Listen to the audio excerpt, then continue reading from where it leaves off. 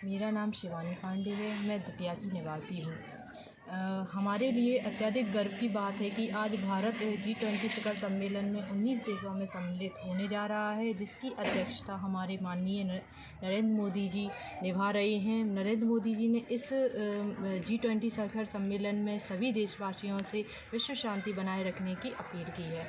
मोदी जी ने को G20 शिखर सम्मेलन की अध्यक्षता उस समय मिली है जब हर देश कोरोना जैसी महामारी से जूझ रहा है। मोदी जी ने महिला सशक्तिकरण पर भी विशेष जोर दिया है, क्योंकि महिला सशक्तिकरण के बिना देश का विकास संभव नहीं है। आज हमारा देश को बड़े गर्व की महसूस की बात है कि G20 शिखर सम्मेलन में आज हमारा देश भी सम्मिलित हो रहा है। मैं डॉक्टर दिनेश सिंह तोमर, मेडिसिन विशेषज्ञ, जिला चिकित्सालय दतिया। आज जो इस वर्ष हमारे देश को G20 समिट की अध्यक्षता करने का मौका हमारे माननीय प्रधानमंत्री श्री नरेंद्र सिंह मोदी जी के अध्यक्षता में मिला है, ये हमारे लिए और हमारे पूरे देश के लिए बहुत ही गर्व का विषय है। इससे हमारे देश का प्रतिनिधित्व पूरे विश्व स्तर पर सामने उभर कर प्रोत्साहित किया गया है। G20 समिट जो है उसमें विकसित देश और विकासशील देशों का संगठन है, जिसमें लगभग पूरे विश्व की 60% पॉपुलेशन आबादी सम्मिलित की जाती है। लगभग 70% से ज़्यादा इंटरनेशनल ट्रेड होता है और 85% से ज़्यादा विश्व की अर्थव्यवस्था इसमें सम्मिलित की जाती है।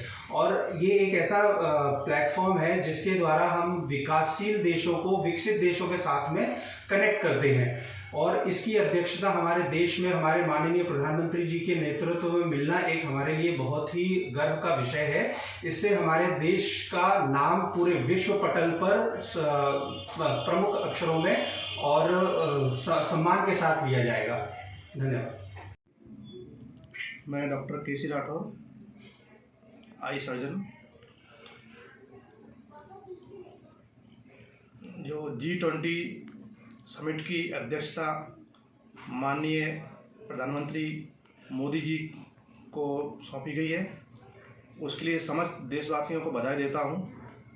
ये हम सभी के लिए बड़े गौरव का क्षण है, क्योंकि G20 समिट में जितने भी देश 20 देश आते हैं, उसमें विकसित देश भी हैं, विकासशील देश भी हैं, और भारत का उसमें प्रतिनिधित्व होना भारत के गौरवशाली भविष्य को सूचित करता है।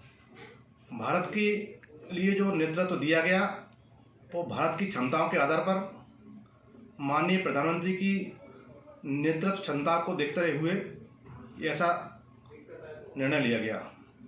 इस निर्णय से भारत की जो विदेश नीति है, विदेशियों का भारत के प्रति जो नज़रिया है, उससे काफ़ी सकारात्मक असर पड़ेगा।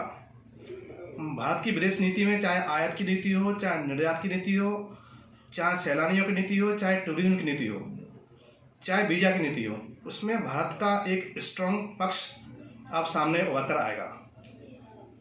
G20 की जो मेन गोल्स हैं, जिसमें digitalization, health infrastructure development and mutual cooperation. Bharat हमेशा से म्यूचुअल कॉपरेशन का सहयोगी रहा है और आपसी सामंजस्य बनाकर चलने वाला देश रहा है।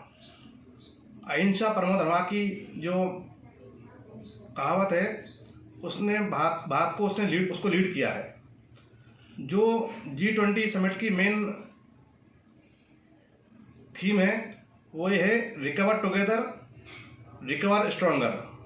रिकवर क्यों? क्योंकि कोविड-19 के पैंडेमिक से सभी देशों ने इसको झेला है, सभी के आर्थिक स्थिति में बहुत बदलाव आए हैं। G20 की जो लीडरशिप है, उसने ये डिसाइड किया है कि एक साथ उससे रिकवर होना है और स्ट्रांगली रिकवर होना है। डिजिटलाइजेशन इसलिए कि सारे माध्यम, आज सूचना के माध्यम, चाहे मीडिया का माध्यम, चाहे किसी प्रकार के डेवलपमेंट का माध्यम, उसमें डिजिटलाइजेशन से एक ट्रांसपेरेंसी बढ़ी है। जो उसके डेवलपमेंट गोल्स हैं, उसमें हेल्थ इंफ्रास्ट्रक्चर को डेवलप करना, वहाँ ऐसी जगह है जहाँ विकासशील देश हैं या कम विकसित देश हैं, उसमें G20 देशों ने अपना पूरा सहयोग दिया है। तो इस तरह से G20 की जो सदस्यता मिली है भारत को, इससे भारतीय परिवेश में जो